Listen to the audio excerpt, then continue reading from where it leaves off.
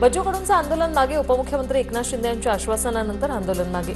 मंत्री उदय सामंत आणि प्रकाश आंबेडकर यांनी बच्चू कडू यांची भेट घेतली। मेळघाटमधील आरोग्याच्या प्रश्नासह सर्व प्रश्नांवर तोडगा काढण्याचं एकनाथ शिंदेंचं आश्वासन। हिंगोलीत शेतकऱ्यांचं अनोखं आंदोलन, झाडाच्या फांदीला पैसे चिकटवत स्वाभिमानी संघटनेचं आंदोलन।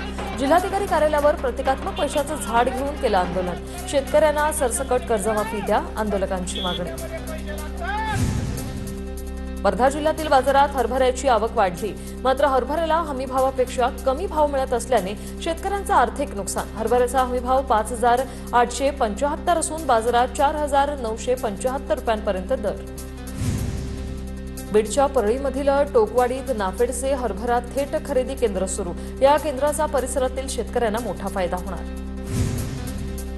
जळगावच्या मुक्ताईनगरमधील भूसंपादनाच्या बाधित शेतकऱ्यांना योग्य मोबदला द्या, अन्यथा पुन्हा आंदोलन करू, शेतकरी संघर्ष समितीचा हा इशारा। रमजानमुळे नंदुरबारमध्ये फळांच्या मागणीत वाढ, बाजारात सफरचंद, द्राक्ष, केळी, आंबे महाग झाले। येत्या काळात फळांची मागणी आणखी वाढण्याची शक्यता। गडचिरोली 6 वर्षांनंतर पहिल्यांदाच 25 ते 30 हजार रुपयांचा मिरचीला दर। मिरचीला चांगला दर मिळाल्याने शेतकरी आनंदित। सध्या मिरची तोडणीचं पूर्ण काम झालं असून मिरचीची आता भराई सुरू आहे। जळगावात कापसाचा हंगाम मुदतीपूर्वीच आटोपला। येत्या 2 दिवसात कापसाचे दर प्रति क्विंटल 300 ते 400 रुपयांनी घसरले। वाढीव दराच्या अपेक्षेने कापूस घरात राखून ठेवलेल्या शेतकऱ्यांची निराशा झाली। वाशिम जिल्ह्यात शेतकऱ्यांकडून पारंपरिक ज्वारीची लागवड। ज्वारीचं पीक बहरलं, वातावरण अनुकूल राहिल्याने शेतकऱ्यांना भरघोस उत्पादनाची अपेक्षा। धुळे जिल्ह्यात तापमानाचा पारा 36 अंशाच्या पुढे गेल्यानं भाजीपाल्याच्या दरात मोठी वाढ। 60 ते 70 रुपयांच्या पुढे भाजीपाल्याचे दर। मिरचीचा भाव 100 रुपये किलो, तर 20 रुपये जोडी मिळणारी कोथिंबीर आता 60 रुपये जोडी। पुणे जिल्ह्यातील खेड पंचायत समितीमध्ये मोठा राजकीय बदल। पंचायत समितीवर ठाकरेंचा शिवसेनेचा झेंडा। पुणे जिल्ह्यात एकमेव पंचायत समिती अशी ठरली आहे जिथे शिवसेनेला एकहाती सत्ता। ठाण्याच्या शहापूर तालुक्यासाठी 17 कोटींचा शासनाकडून टंचाई आराखडा मंजूर। दरवर्षी आराखडा मंजूर करूनही शहापूर तालुक्यात पाण्याची अवस्था बिकट। फेब्रुवारी अखेरीस गावपाड्यांमध्ये पाण्याची टंचाई। वाशिमच्या मालेगावातील अडोळ प्रकल्पातील पाणीसाठा झपाट्याने खालावतोय। सिंचनासाठी दिलं जाणारं पाणी सध्या बंद करण्यात आलंय। रब्बी हंगामातील कांदा आणि गहू पिकांवर संकट। हतनूर धरणातून आवर्तन अखेर भुसावळमध्ये पोहोचलं। भुसावळकरांची पाण्याची चिंता दूर। आगामी 40 दिवस तरी पाणीपुरवठा सुरळीत राहणार, शहरवासियांना दिलासा। अमेरिका इराण यांच्या सुरू असलेल्या युद्धामुळे जळगाव जिल्ह्यात व्यावसायिक गॅस सिलेंडर पुरवठ्यावर परिणाम। व्यावसायिक गॅस सिलेंडरवर आधारित छोटे छोटे उद्योग संकटात। पुरवठा बंद झाला तर उद्योग पूर्णपणे ठप्प होणार, व्यावसायिकांना भीती।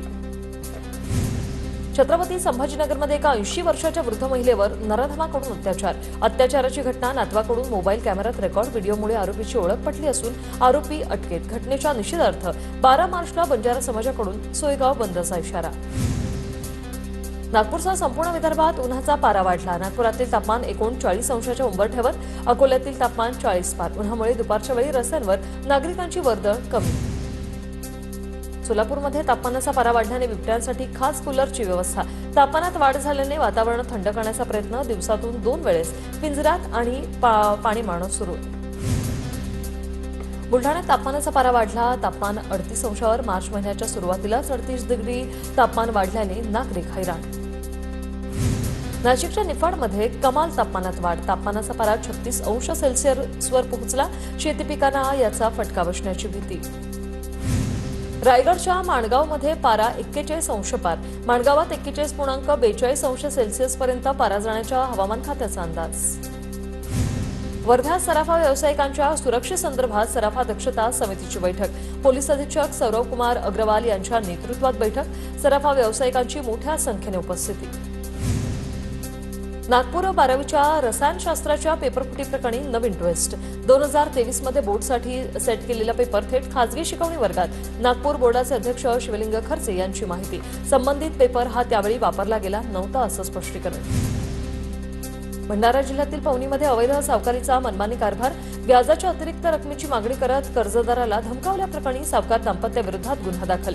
व्याज वसुलीसाठी मानसिक आणि शारीरिक त्रास। तक्रारदार महिलेचा गंभीर आरोप। गोंदिया जिल्ह्यात 15 रुग्णवाहिकांच्या माध्यमातून रुग्णसेवा रुग्णवाहिकांच्या माध्यमातून शेकडो रुग्णांचे प्राण वाचले। राज्य सरकारची 108 ही रुग्णवाहिका रुग्णांसाठी देवदूत।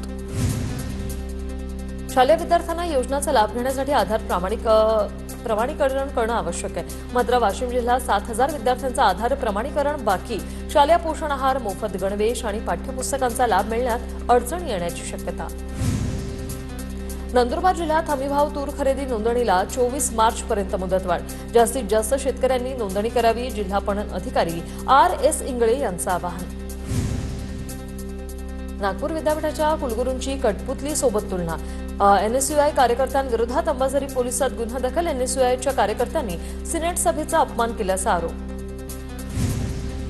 नाशिक GST अधिकारी 1.25 कोटी लाच प्रकरणाची व्याप्ती वाढण्याची शक्यता। विभागातील आणखीही काही अधिकारी कर्मचाऱ्यांची चौकशी होण्याची शक्यता। विभागात सुरू असलेल्या कामाबाबत ACB कडून चौकशी।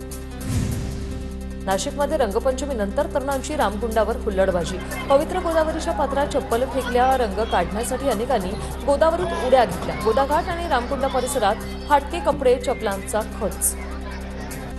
छत्रपती संभाजीनगरच्या विष्णुनगरमध्ये तरुणावर ऍसिड हल्ला। 2 तरुण गंभीर जखमी, तरुणाच्या अंगावर आणि चेहऱ्यावर जखमा। CCTVच्या आधारे जवाहरनगर पोलिसांकडून तपास सुरू। नंदुरबारच्या कहाटळमध्ये 65 वर्षीय महिलेचा खून प्रकरणात उलगडा। शहादा पोलिसांनी संशयित आरोपीला घेतलं ताब्यात, तर दागिन्यांसाठी वृद्ध महिलेचा खून केल्याची आरोपीची कबुली। नाशिकमध्ये म्हाडाच्या घरांच्या कोट्याबाबत आता मोठा घोटाळा उघडकीस। आर्थिकदृष्ट्या दुर्बल घटकांसाठी राखीव असलेल्या 20% घरांचा कोटा टाळण्यासाठी फसवणूक केल्याचा आरोप। 49 बिल्डरांविरोधात गुन्हा दाखल। सिडको प्रशासनाच्या लालफितीचा आणखी एक प्रकार उघड। प्रधानमंत्री आवास योजनेतील घरांसाठी भूखंड देण्यात प्रचंड दिरंगाई। भाजप आमदार विक्रांत पाटील यांच्याकडून विधान परिषदेत अल्पकालीन चर्चा। युद्धामुळे सोन्या आणि चांदीच्या दरावर मोठा परिणाम। 10 दिवसात सोन्याचे दर तब्बल 8,000 रुपयांनी, तर चांदीच्या दरात 24,000 रुपयांची घसरण। आज सोन्याच्या दरात 1,000 रुपयांची, तर चांदीच्या दरात 2,000 रुपयांची घसरण।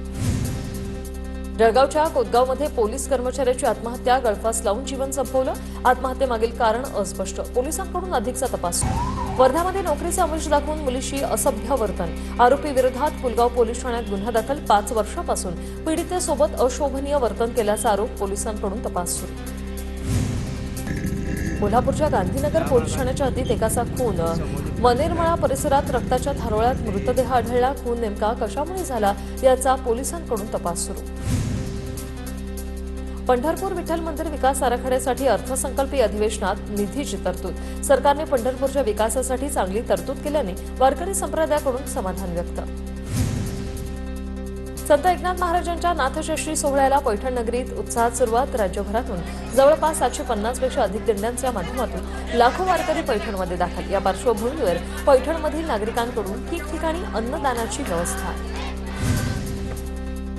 भंडारा जिल्ह्यात सोलर बसवण्याबाबत महावितरणच्या नव्या नियमांमुळे सोलर उद्योजक अडचणीत। मागील 12 महिन्यांच्या सरासरी वीज वापराच्या आधारेच सोलार प्रकल्पाची क्षमता निश्चित केली जाणार। त्यामुळे मनाप्रमाणे जास्त क्षमतेचा सोलार प्रकल्प बसवण्याचा मार्ग आता बंद होणार आहे। चंद्रपूरच्या देवी महाकालीची चैत्र नवरात्र 19 मार्चपासून सुरू होणार आहे। लाखोंच्या संख्येने येणाऱ्या भाविकांसाठीच्या सुविधांसाठी स्थानिक आमदार जोरगेवार आणि मनपा आयुक्तांकडून पाहणी। भक्तांच्या निवास आणि दर्शनासंबंधीच्या अडचणी दूर करण्यासाठी प्रयत्न। बुलढाण्यात लाखो भाविकांच्या उपस्थितीत निघाला सैलानी बाबांचा संदल। पिंपळगाव सराई येथून उंटणीच्या पाठीवर गलफ टाकून संदल काढण्याची शेकडो वर्षांची परंपरा।